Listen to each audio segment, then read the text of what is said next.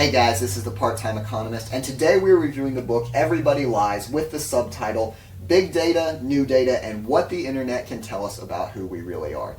Now, we already know the importance of big data. You know that every day companies, businessmen, researchers are using big data to develop theories and make decisions.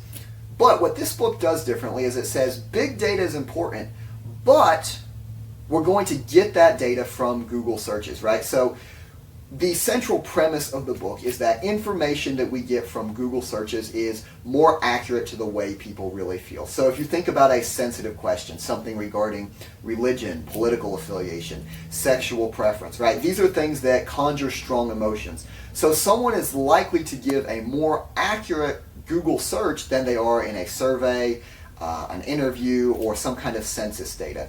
So the author says that, hey, these Google searches, people are being more accurate. So how can we analyze these Google searches to find out the truth about what people really do, what people really act?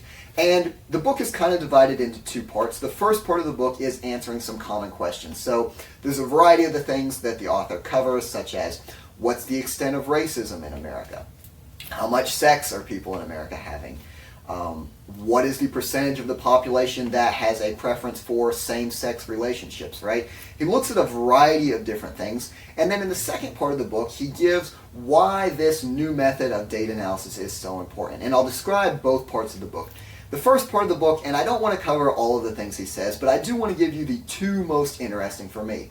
Now, the first of these was the cases of child abuse. Now, we usually have a theory that when the economy is bad, we see more child abuse because the parents are stressed out, they're having trouble controlling their emotions because they're losing their job, perhaps their mortgage is bad. So during the 2008 recession, people were predicting that child abuse would go up. But CPS was actually saying that child abuse was not going up. Now, what the author did is instead of just looking at these official statistics, he looked at the Google search results.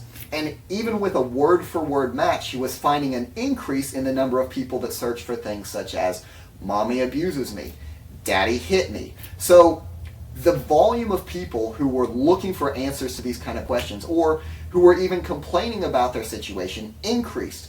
But the CPS numbers remained constant. And the author investigates this and says that perhaps it was underreported at this period. Now, this gets to the heart of the argument of the book, which is people are more open, people say the way they truly feel on Google when they're searching for these things because it's perceived as more anonymous. So the other one that I want to cover is Facebook, right? And Facebook and Google are both on the internet, but the author makes the distinction that Facebook is meant to show our lives in a positive light, whereas, again, remember, we're more honest when we're searching for things on Google. So, just as an example, some of the top 5 words, some of the words that women use to describe their husband on Facebook were the best, amazing, best friend, caring.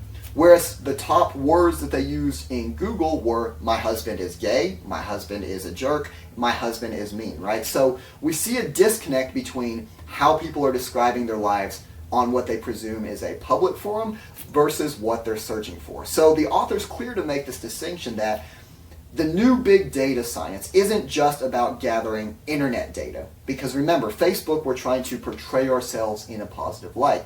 What he's really saying is that these Google searches, right, these are the treasure trove of information because people are being more open, more honest, and more truthful in what they're really searching for.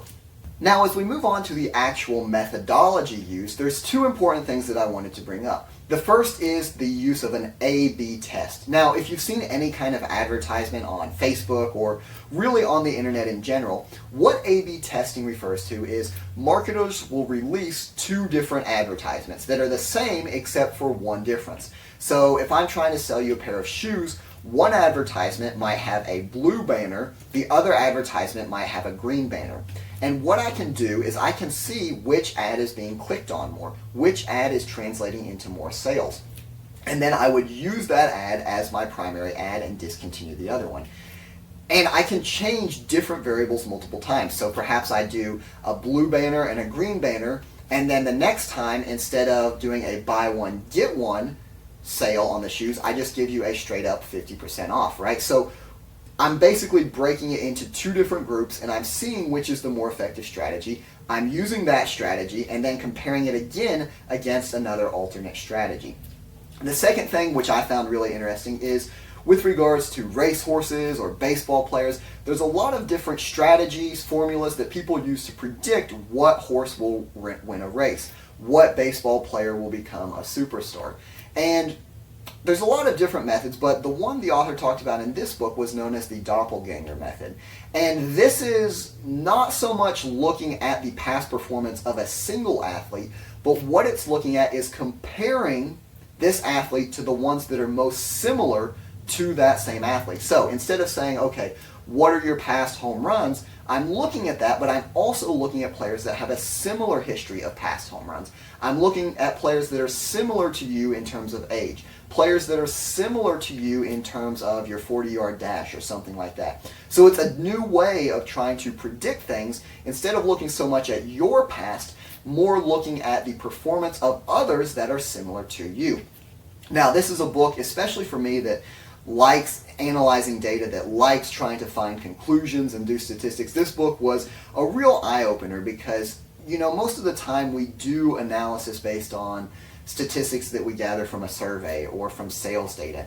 And this book really changed my outlook, specifically just to realize that people can be much more honest with their search results than they're actually willing to admit to you in a survey. So even just for that alone, I definitely recommend this book if you do any kind of data analysis, predictions, or market research. I hope you found the video useful, and I will see you next time.